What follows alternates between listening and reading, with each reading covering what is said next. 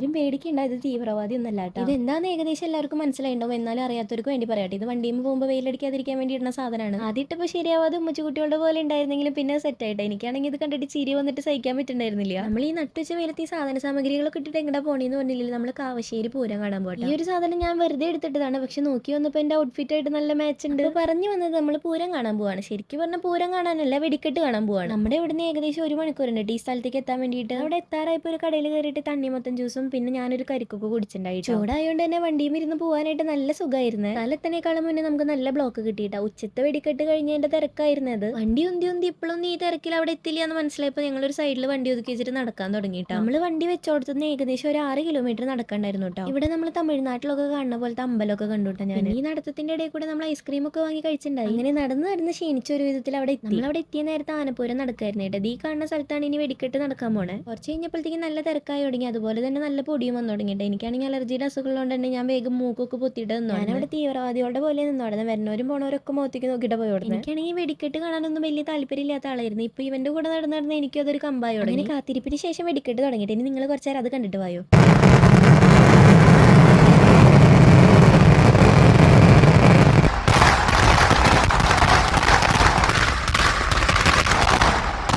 വെടിക്കെട്ട് ഗംഭീരമായിരുന്നു കേട്ടോ. അത് കഴിഞ്ഞിട്ട് തിക്കും തിരക്കിൻ്റെ ഇടയിലൊക്കെ പെട്ടിട്ട് ഞങ്ങൾ എങ്ങനെയോ ജീവനോട് തിരിച്ച് പുറത്തെത്തി. ജ്യൂസൊക്കെ കുടിച്ച് വീട്ടിൽ പോണ വഴിക്ക് ഒരു അമ്പലത്തിൽ കാവടിയൊക്കെ ഉണ്ടായിരുന്നു കേട്ടോ. അതൊക്കെ കഴിഞ്ഞ് നമ്മൾ ഇനി വീട്ടിൽ പോകണം. അപ്പോൾ ശരി കേട്ടോ, ബൈ.